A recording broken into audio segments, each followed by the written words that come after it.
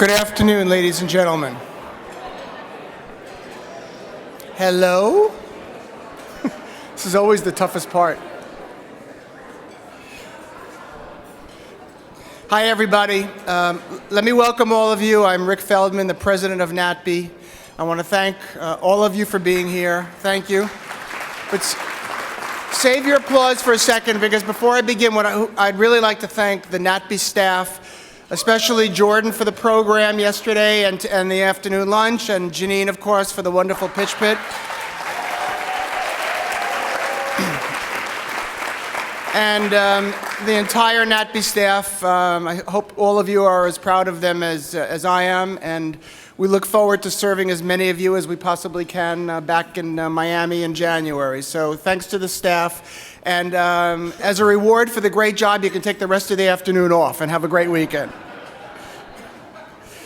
Also, a couple of things just to let you know before we start. Yesterday, under the great offices of Jack Sullivan, who gave me the statistics and handles all of this, we had 160,000 different people watching us, streaming, whatever that is. They were watching yesterday. We had an average of about 20,000 people per session, and in fact, the biggest session had 53,585 people watching. So I'm going to spend the whole weekend trying to figure out how to monetize that. I keep saying to Jack, can't we get $1 from those 53,000 people? But he's not sure. So if anybody has an idea, that's what we need to do. So welcome to our third annual Innovator Luncheon. And we're very proud to be here. And at this time, of course, this couldn't happen without the support of our sponsors. So I'd like to thank the two main sponsors of our lunch, Lifetime and UTA. So let's thank them, please. Thank you, Michael. And at the same time, we want to recognize our other sponsors of the day and a half, CBS, E, CAA, and Synchronize. So thank you very much, everyone. I want to remind everyone that NATPE is a nonprofit, and we aim to please. We try to make sure that at the end of the year we're breaking even, and little events like this are very important to us, and the support that we get from all of you is also very important. So as you know, today the recipient of our 2011 Innovator Award is the show Coming Home. And at this time, what I'd like to do is turn the mic over to Brian McNamara of Army Wives, who will be the MC for our award presentation. Again, thanks very much. Brian?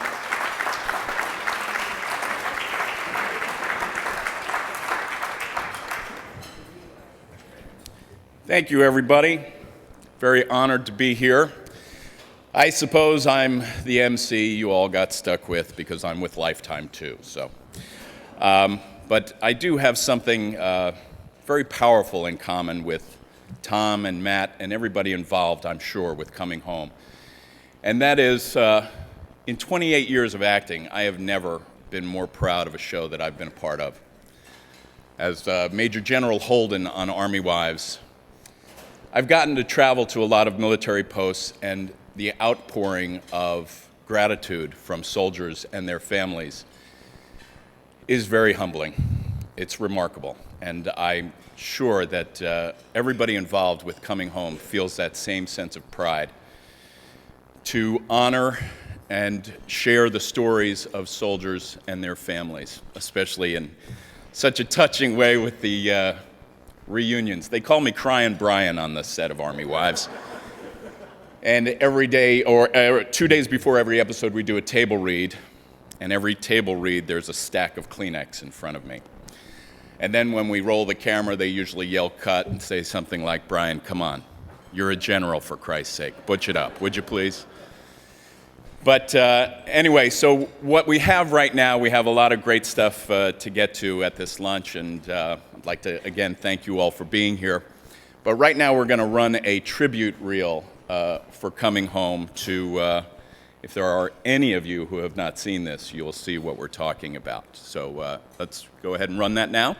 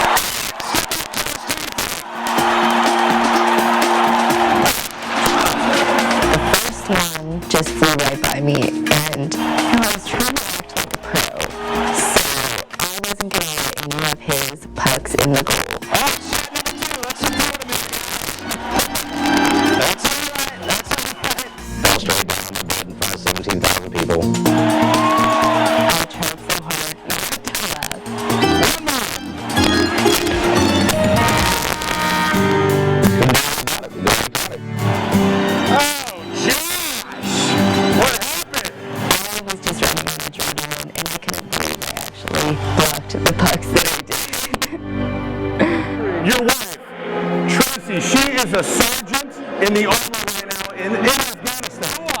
Absolutely. How long has she been deployed? Just over a year right now. Just over a year right now. She's been in Afghanistan for over a year. I just wanted to throw my gloves down and turn my helmet off and love my husband. You love her a lot, don't you? With all my heart. Well, you went over for free, but the good news is you still win a prize. Ladies and gentlemen, please welcome in an early return from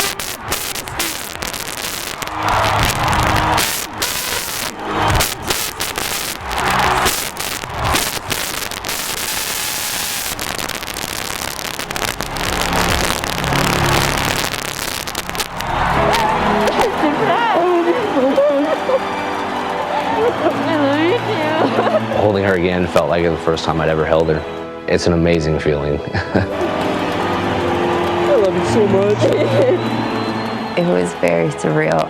Even through all the hockey pads, it was great to be in his arms. Thank you. Ladies and gentlemen, again, please welcome home Sergeant Tracy Whedon and her husband Josh. Congratulations. Thank you. Thank you.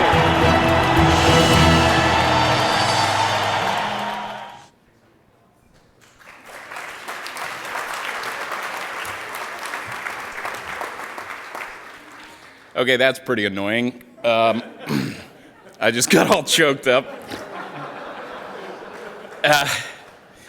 But honestly, it is remarkable, isn't it, to see those kind of reunions.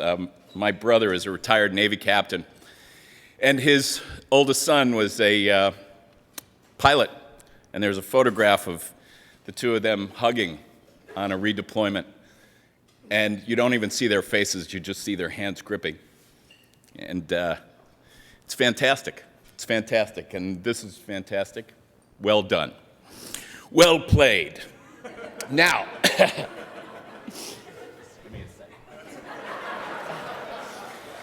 all right. Now I would like to introduce someone who deserves thanks for his service, but also for being the liaison between the U.S. Army and the entertainment industry and being a driving force for getting the green light for coming home, and that is Lieutenant Colonel John Clearwater.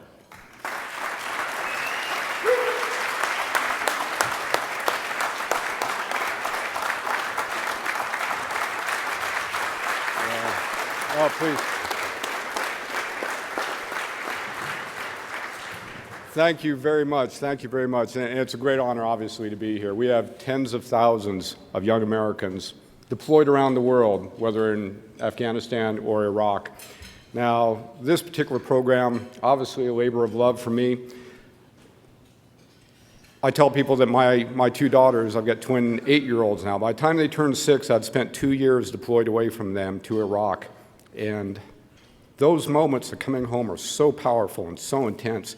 And I really want to thank Tom Foreman, Lifetime, and Relativity for capturing the depth of emotion there and really doing honor to all those Americans that are serving so far away from home. We've been at war now for 10 years, and I will assure you that your nation has the finest military the world has ever seen.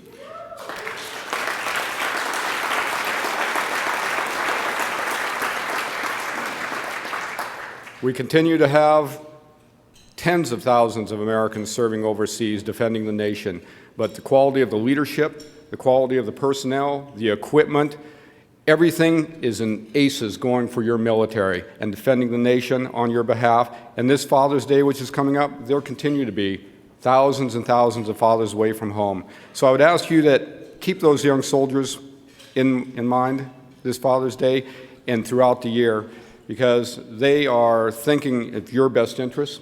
And I want to say again, thank you to Tom and Lifetime, and on behalf of the 1.1 million soldiers in the United States Army, a salute to you for telling that story. Thank you.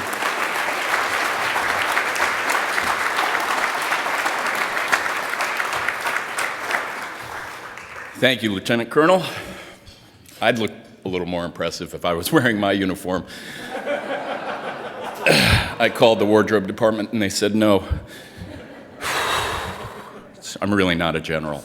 And it becomes clear at moments like this. Right now, I would like to introduce someone who has gone from American Idol to being all along being a fantastic musician in his own right, to being very comfortable and very adept at hosting this wonderful show. A man who I grew this beard just to look a little bit like, and you'll see when he stands up how handsome we are together. But I would like to introduce Matt Rogers, the host of Coming Home.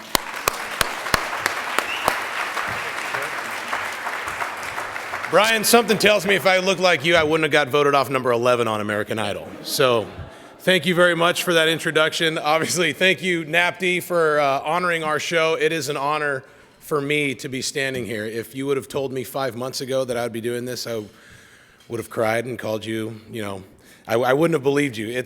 I just want you to know I don't take this honor lightly, and it means a lot to me and my beautiful wife, Terry, up here. That gorgeous, hot blonde. I love you, baby. Thank you for all your support. And obviously, Lieutenant Colonel Clearwater for giving us the green light on this. You've changed so many lives, not only with your service, but and what you do with this. It's been a tremendous blessing for me to go inside of these military families' lives. And I've always loved my country. I've always supported my soldiers. My wife and I make a point to sit down, eat together as a family with our 2 young boys. We pray for our soldiers every night. That's another thing we don't take lightly. But now being on this side to where your soldiers have invited me in and they let me be a part of their lives, realizing not only do they risk their lives for us and our freedom, but they give up their livelihood. And I mean, all of our cozy comforts that we take for granted, it's unbelievable. Words can't express the humility and the gratitude I have for our soldiers and just what a blessing this experience has been. I also have to thank Lifetime for giving me this opportunity.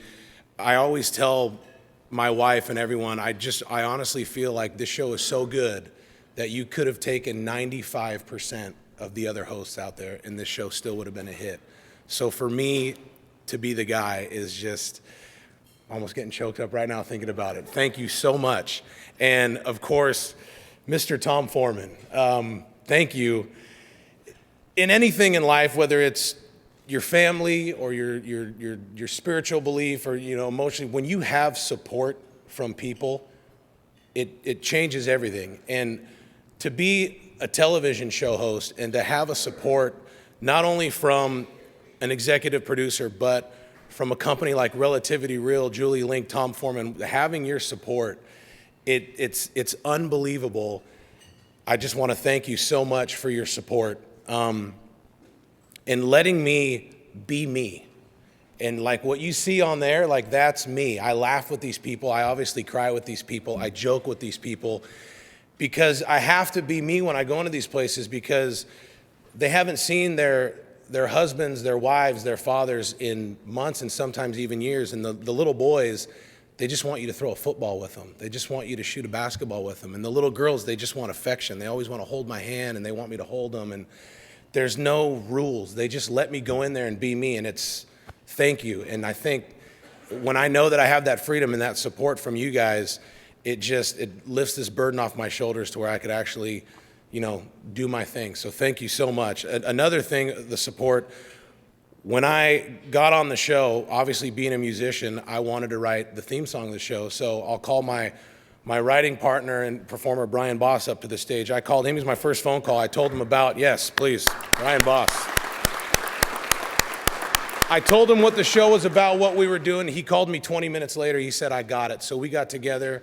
We wrote the theme song for the show. I thank you, Tom. I thank you, Lifetime, Relativity Real, for letting us incorporate our song and our passion on this show. It's been a tremendous blessing. So this song's called I'm Coming Home. Of course, it's the theme song of the show, and I hope you enjoy it. This is coming home from a soldier's point of view. There's a lot of great country songs out there about our military, about our country, but I haven't heard too many from a soldier's point of view in terms of coming home. So once you hear it, you'll know that that's what it is. This is a soldier coming home.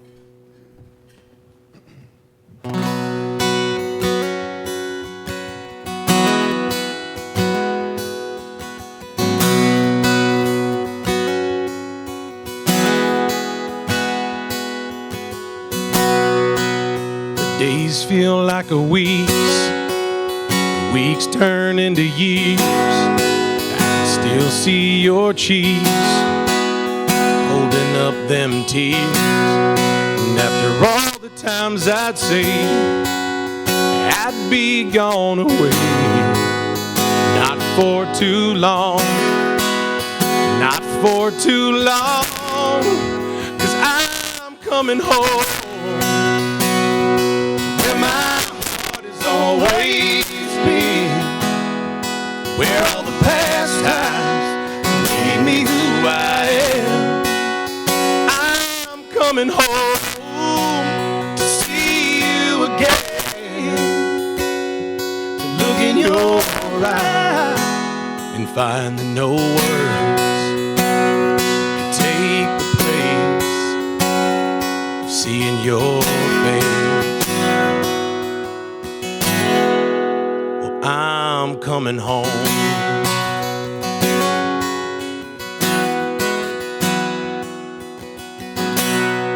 Even though it's been a hard road, and after all the things I've seen, I'm proud to be this man, the man that you made me, standing for a cause, the right to be free. I wouldn't trade it for nothing, 'cause I stand for you and me. And I'm coming home to where my heart has always been, where all the past times made me who I am. Well, I'm coming home to see you again, to look in your eyes and find that no words can take the place of seeing your face. I'm coming home. I'm coming home.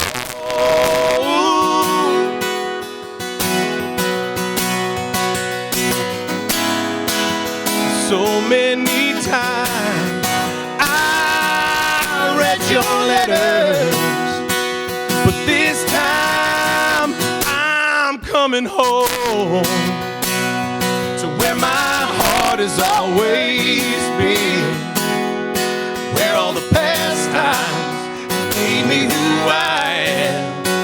Well, I'm coming home to see you again, to look in your eyes and find that no words can take the place of seeing your face. Well, I'm coming home. Yes, I'm coming home.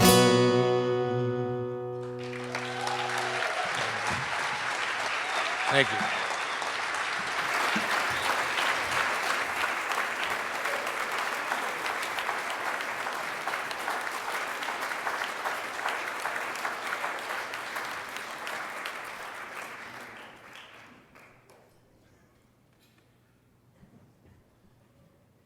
Very nice. Very, very nice. I also wrote a theme song for Army Wives, but they said no. All right, now this is the part I have to read because this is a little more involved, because this is where we get to the meat of it. Really nice, Matt and Brian. NATPE created the Innovator Awards to recognize outstanding achievement in unscripted programming. Recipients showcase extraordinary passion and leadership, leveraging their platform in new, innovative, and productive ways. This year, we are proud to honor the Lifetime series Coming Home with the 2011 Innovator Award. Coming Home pays tribute to American Armed Forces personnel and their families. Following the unforgettable and inspiring surprise reunions of soldiers from all 5 branches of the military with their spouses, their children, their parents, and other loved ones. as they return home from active duty throughout the world. As we know, it's hosted by Matt Rogers, and each hour-long episode highlights five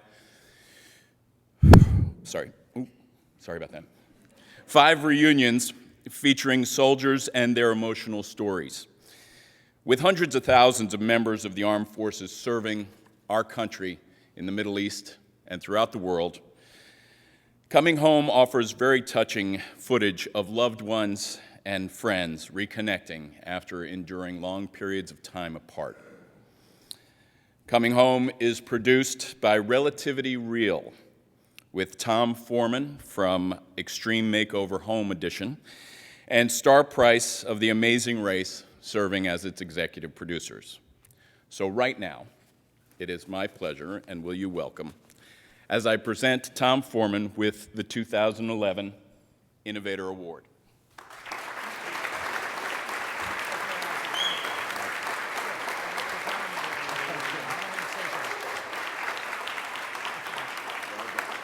Thank you. Thank you very much.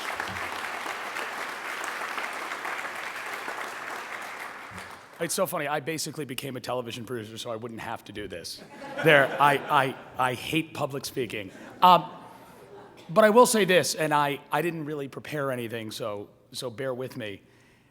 I find it sort of particularly funny that of all the awards we could be receiving today, and I'm extraordinarily humbled and grateful to receive this award, it is the Innovator Award, because in keeping with a great tradition in unscripted television, we stole this idea.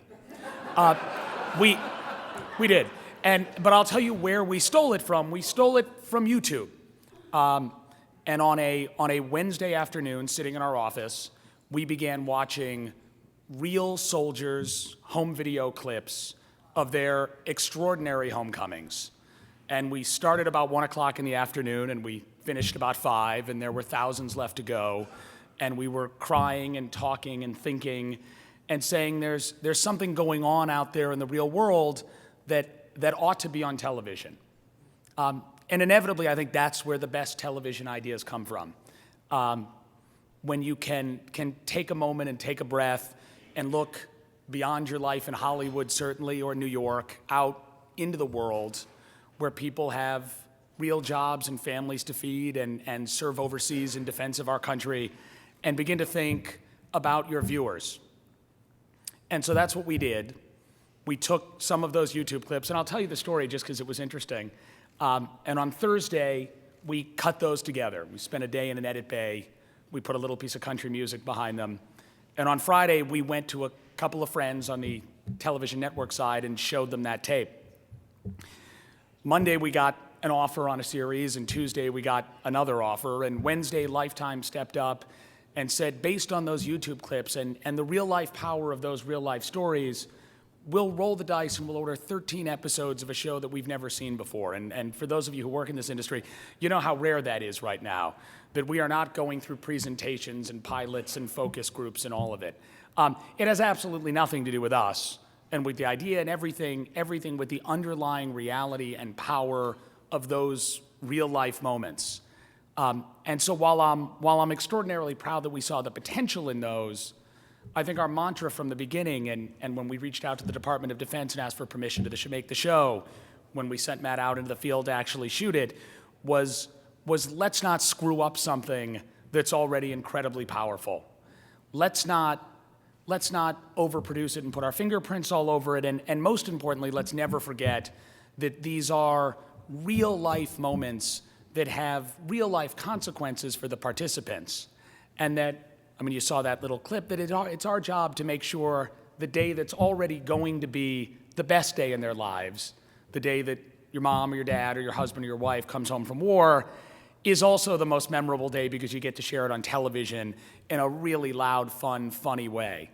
And I'm extraordinarily proud of our staff that embraced that challenge to go out and really document reality, let it play out as it plays, shoot it, make it fun and funny and entertaining, but never make it silly, never make fun of it. Always remember that the participants' feelings come first, and that if they're having the moment of their life, the viewers will have it along with them. And I think we've captured that in this show, and I'm really proud of that. Certainly of Matt, who has stepped out and been himself. I can't thank every member of the U.S. Armed Forces with whom we've had the privilege to work, both for the permission to do something like this and for taking a flyer on us, and also for letting us into their lives in an extraordinary way. None of these folks had to share that incredible day with a television production crew and with an audience at home, and they all agreed to do it, and we owe them a tremendous thanks. And to Lifetime in particular, who looked at a down and dirty bunch of YouTube clips and said, we think there's something there. And so if that's innovation, then we'll say thank you and take the award. We proudly saw something that was going on and managed not to screw it up. And I'm extraordinarily proud of that, and thank you all very much.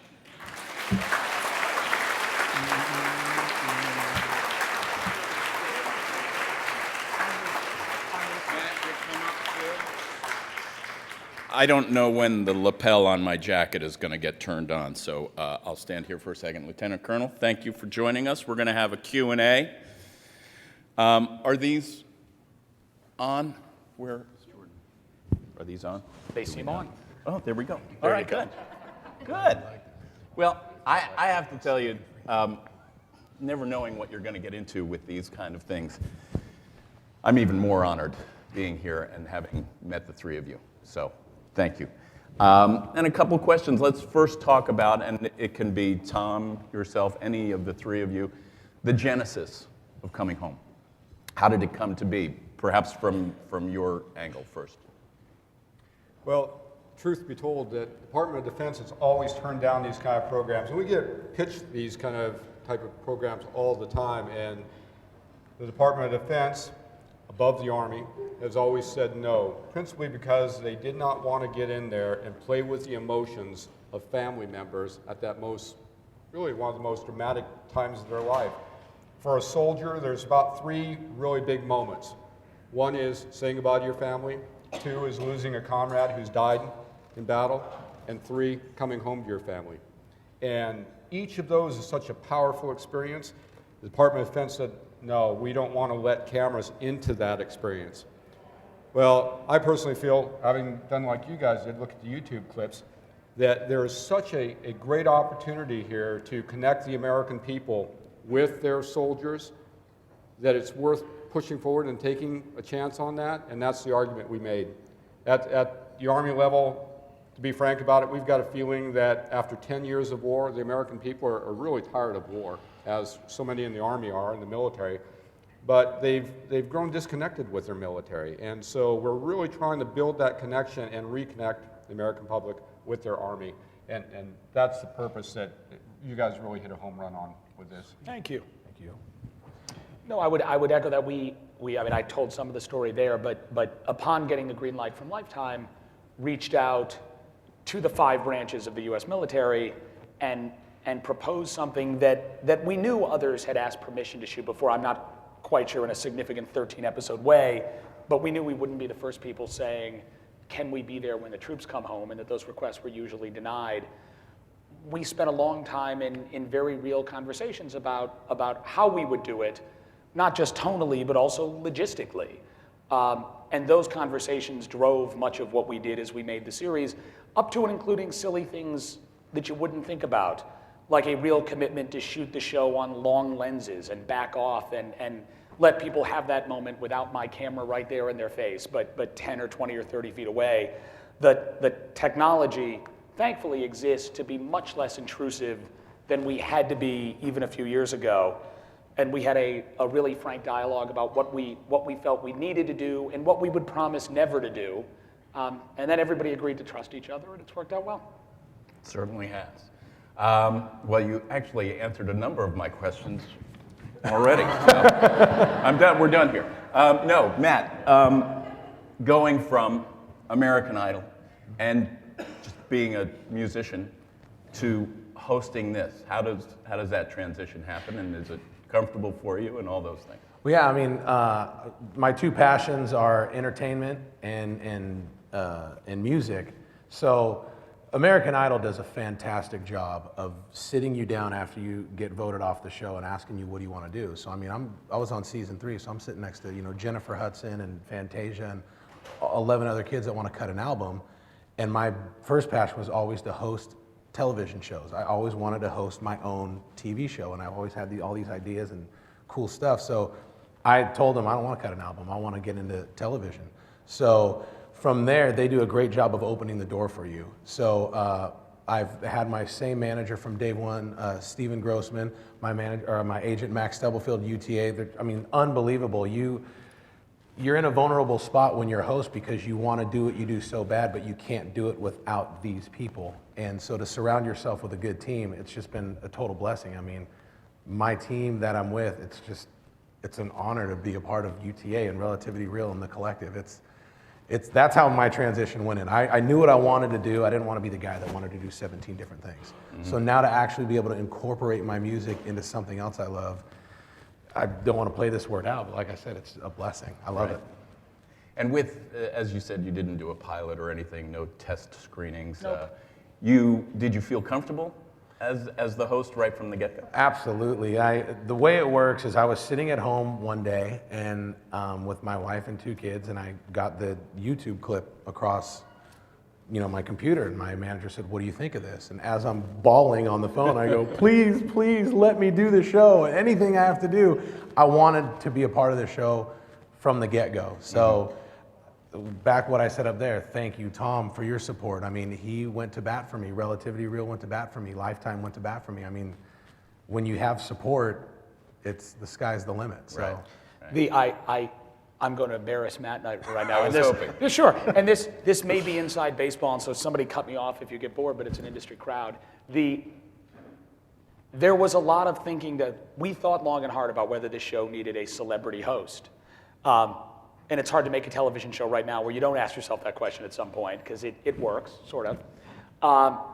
And we ran around and we called agents and managers and we considered names, and at one point Matt was the co-host of this show with a celebrity to be named later. And I think even as we were doing it, we were saying to ourselves, well, look, if Brad Pitt says he wants to do this, maybe that gets us some eyeballs, but it still doesn't entirely feel right. And I think we had to go through that process of seeing who wanted to do it, and there was a good list, and really thinking out what that show would feel like and what it would mean to have somebody parachute in for a couple of days and do host raps and how that would change the nature of what we were setting out to do, both for the viewer and for the folks that were actually going to be appearing on the show. And I think the happy accident is we have the exact right person for the job, and Matt was sort of an American Idol celebrity beforehand, but this wasn't celebrity stunt casting. This was a real belief that he had the ability to connect both with the people he was talking to and to the viewers at home, and was committed to coming on the road with us every day and being part of a traveling crew that went from the decks of aircraft carriers to Army bases and everywhere in between.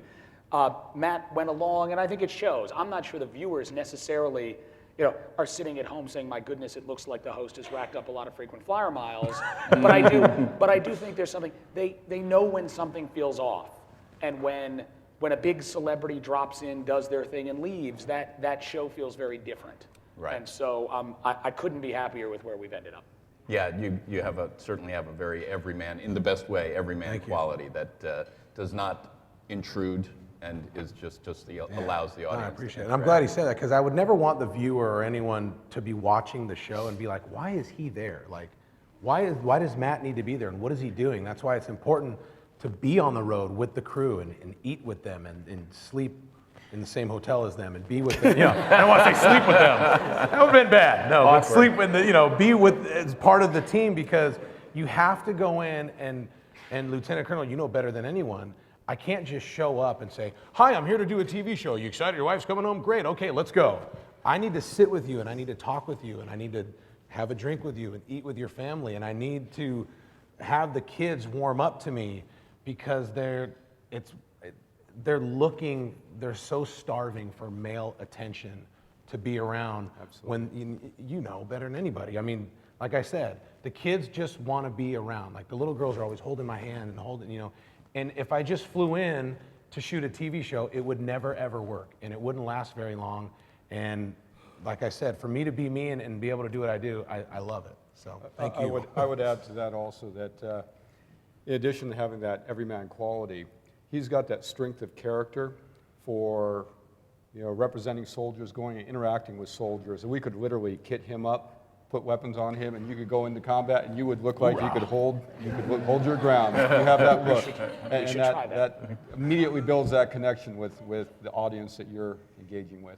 Thank you. Yeah, you definitely get that feel. Now, this is a bit of a trick question for you, but for all of you, do you have any family members in the military, yourself, do you guys have any family members or friends that are in the military and that have feedback for you? Sure, you go first. I'm not a military family, but my cousin was in Desert Storm, my uncle was in Vietnam, my grandfather was in World War II, my great-grandfather was in World War I. So I can't tell you that I know what it's like to have daddy gone for 12 months because I don't, but I do know what it's like. I appreciate the sincerity of the situation when I walk onto the scene. Because like you said, I don't want to mess that emotion up. And I don't ever want to contaminate it or pollute it. I just want to bring it out more. So, You do great. yeah. I was telling Lieutenant Colonel earlier, I have an in-house focus group. My father-in-law just retired after 43 years in the Army. My brother-in-law is in Korea right now with his family is a lieutenant colonel. And so I get instant feedback Sunday night if we've screwed something. They are not shy. Yeah. I get that from my brother, too. Right, there you go. But, and your take on the show, I imagine, is pretty positive. Tears run down through my throat, and it's just the hardest thing to watch. Yeah. And you know that it's one thing to come home after a long deployment, but for the Army anyway, because we're doing 12 or 15-month deployments, you get an R&R of 2 weeks in the middle there. And from the moment you depart the theater, it's like a clock's ticking. And you know that the moment you hit the ground in the States, you've got exactly 2 weeks before you have to say goodbye. And that saying goodbye is one of the hardest things you ever go through. Soldiers that I've had will turn down that R&R because they don't want to go through that experience of having to say goodbye a second time. And it's really hard to endure, even for a warfighter. I would also add, and this is not an answer of your question, but just because it's interesting and I'm thinking about it, we were very aware throughout the taping of the show that many of the soldiers and sailors we were profiling were on R&R, and that clock was ticking, and that television can sometimes move at a very slow pace, and you end up doing silly things for hours and hours, like hair and makeup and repositioning a jib and getting ready to shoot. That every hour these guys were on the ground was very precious to them, and that their life would drive our shoot schedule, not the other way around. And I know we made a real commitment out in the field to say even a few minutes, and I was laughing as I watched that tape. I mean, we thought about in pre-production, okay, she's going to be wearing the hockey goalie mask and she's going to want to run and hug her husband.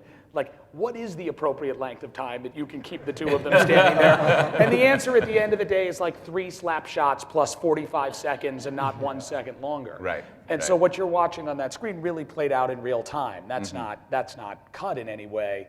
And I don't think it would have felt appropriate to hold it any longer. Right. Now, go ahead. Tom brings up a great point also. I've been talking about our soldiers and service members, but really the people who bear the largest emotional burden are the families, obviously, and it is the toughest thing being a military spouse. My wife, Sharon's over there, and she's been through this many, many times. We're going on 33 years of service, but she's the one who really carries the real strength in the family.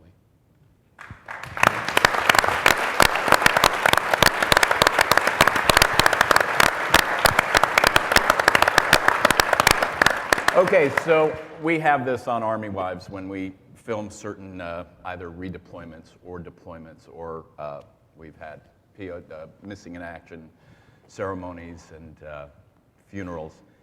And there are those scenes where you look around and the entire crew is just a mess, including the camera operator, who's really professionally supposed to be looking through the camera. Do you guys have any reunions in particular that stand out where it just really, I'm sure they all affect you to a great deal, but that really stood out? Mine's a no-brainer. It was episode 4 when we honored the falling soldier, combat controller Mark Forrester. He was KIA in September 29 of last year, and when I walked, it was the first time we had done that. And we weren't sure how it was going to play out because the show's called Coming Home, and we're honoring someone who gave the ultimate sacrifice and didn't come home. So it's kind of like how we were going to do that. I was nervous. I spent a lot of time in prayer, a lot of time talking to my wife, and to go into his parents' house and talk to his mom, who had just, lost her son 4 weeks ago. And when she's saying things like, "You remind me of my son," and he used to do this that way, and that sticks out for me. There's so many things you can do in television, and when you have something like this it's not just a TV show, like you're going into people's real lives and playing with their most fragile emotions, and to be a part of that, it's amazing. This is the most amazing thing I've ever done. Yeah. Yeah. I would probably echo Matt's, but if I'm going to name one more, we do two kinds of stories on this show. Some, and those are the ones that Matt gets involved in personally, a soldier coming home who wants to surprise their family in an extraordinary way, and we can add a little television pixie dust and make it bigger than it would ever be, and suddenly you're out in a hockey arena. The other, and there are 3 or 4 of them per episode, are just documentary footage of real life homecomings. We're not prowling YouTube anymore, though we include some of that footage in the show, but we're going out and shooting them ourselves. There was a young man who was a little older than some of the kids we typically surprise on the show. He was a high school senior, and it was draft day. He'd been a very successful high school football player, and was going to announce I said draft, but was going to announce what college he was going to attend. His father had been the driving force in getting him to play football and was there every game, and there was extraordinary home video of his dad in the stands cheering him on. But his dad had been away his entire senior year, deployed in Afghanistan. Matt wasn't there, I wasn't there. I just sat and watched the raw tape and cried. As a boy, but almost a man, sat and signed his college letter, thinking his father would never be there. And then his father walked around the corner, and at every game, his sort of rallying cry for his son was always, "That's my boy." And he came around the corner and he yelled, "That's my boy." And you saw his son burst into tears, bolt out of his chair and hug him. And then the father, and I'm a father of 4 kids, so it hits me hard, but the father said something I will never forget. He said, "When I saw those tears in his eyes, that's how I knew he still needs you." And you looked at this 17-year-old kid who's going off to college, and he's an athlete, and he's good looking, and he doesn't look like he needs anybody. And to see that sort of connection between a father and a son was really inspiring. We had absolutely nothing to do with it. We were just lucky enough to be there. Right, Yeah. right.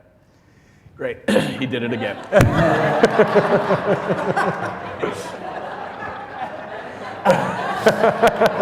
Okay. So, one of the questions is, what do you think makes coming home relevant? I feel like we've touched on that in a lot of areas. If there's anything you want to add about that. Well, you were talking about great scenes or things that really move you. One of my favorite is, you guys surprised the sailor, brought him off his ship early, brought him home, his daughter's performing in a concert, a huge auditorium. And when she hugs her daddy, she says, "Hugging you is like hugging a rainbow." Oh, dude. Right. Hugging Hugging what? man. It's like hugging what? Like hugging a rainbow. hugging a rainbow. And I tell you, I use that line with my own daughters now. It's such a great line. Yeah.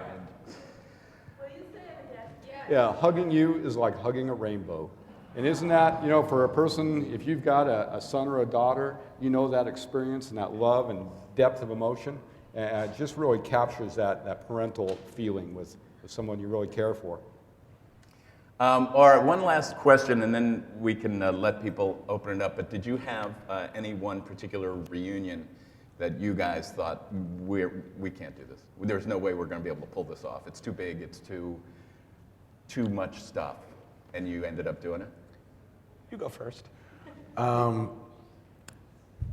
The hockey one that you guys saw, that was big. I mean, the Nashville Predators were playing the Detroit Red Wings, and it was for first place at a pivotal point in the hockey season. And I was just like, I don't know how we're gonna pull this off, which, you know, one of our producers who's in the audience, Tim Rogan, who just did an unbelievable job at making a lot of this stuff happen. There's so many hands that go into it, but he was the unsung hero that's just behind the computer and talking on the phone to these people. And I would always I call him Dad when we're on the road because, you know, whatever. So I'd go and I'd be like, you know, Dad. Don't really tell us. I'm like, we're never going to pull this one off. Oh, don't worry, Matt. You know what's going to happen. You know, that was one I thought we'd never pull off. And especially like Tom said, you have this short time period. But everyone, it's just almost like the stars aligned and the NHL's on board and military. Go ahead. I think we were acutely aware that unlike a lot of shows, even reality shows, this was always going to be a one-take show. You weren't going to back people up and ask them to do it again. And so I know we worried about that all the time. I mean, what happens if one of the cameras goes down? What happens if he sees behind the hockey mask? What will we do then? I will say we were really lucky given the subject matter. I mean, maybe luck's not the right word, but people were extraordinarily willing to help us. And Tim and his team worked really hard to make it happen, but doors opened that would never have opened had this been a different show. And so just an extraordinary producing experience where if you could dream it, somebody probably was willing to let you run out onto center ice during the middle of a game, or stop down a circus, or lock Dad in a pirate chest and let his son dig him up. Like, we could dream up crazy stuff and people would get in line to help us because they wanted to be a part of this. And interestingly, not the television part. You get used to a certain kind of person who will do anything to be on TV. That's not at all what this was. This was people who said, sure, there's a way to help make a soldier's homecoming extra special. Just tell me where I need to be and what I need to do. We hijacked whole towns. Really remarkable what people would do to help us pull off our little show. That sign me up kind of feel. Yeah. When you're doing the right thing. If any of you have questions, there's a microphone right here. Please feel free to come up. I'm one of those kids. My dad did 25 years in the Navy. I'm from Annapolis, Maryland originally. And it was my dad in the Navy, my grandfather in the Navy, my great-great-grandfather, I mean, all the way back to the Civil War. My ex-husband was a Vietnam vet. But the thing I want to say is thank you, because I remember when my dad came home, I was the youngest. I was only about 4 years old. I didn't know who he was, but we all just ran to him and we just said, "Daddy, Daddy." And he looked like he was 6 feet tall in a sailor suit. And being that this is Father's Day coming up and he's deceased, and I just want to say thank you, and I'm sorry I'm crying so much. Right, all right. Thank you.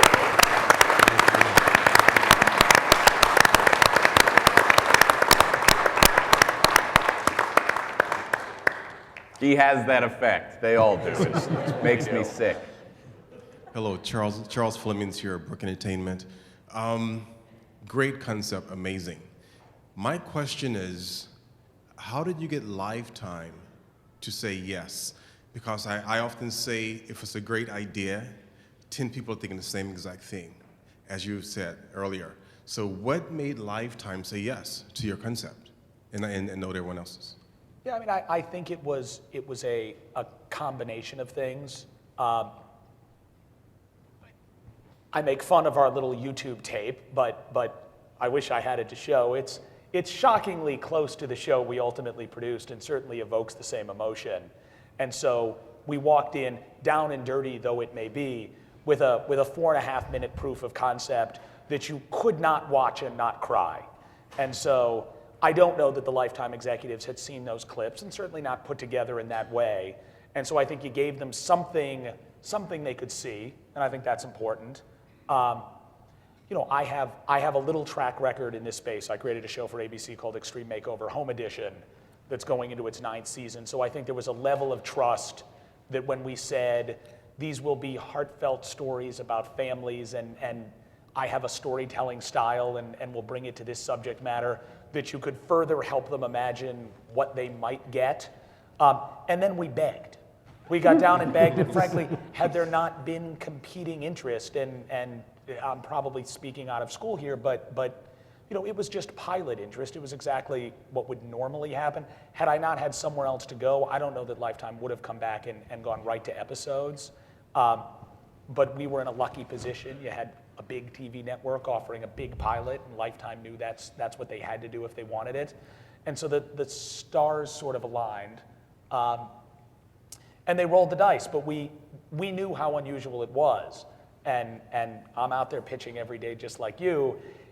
Going straight to series is unique in this day and age and unusual, and we got very, very lucky. We worked at it, but we know we're lucky to be here on this one.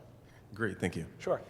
So we have about 25,000 people, streamers out there watching us. So I hope more, 20, 50, how many? 35,000. It was 25,000 before. So we have 35,000 people out there who... Thank God I didn't know that. You may have a new career. So let's thank our host and our sponsors and our panel, and thank you very much. And everybody have a great weekend. Travel safe. Thank you. That was really fun. It's been a pleasure to be here. Thank you, Jordan.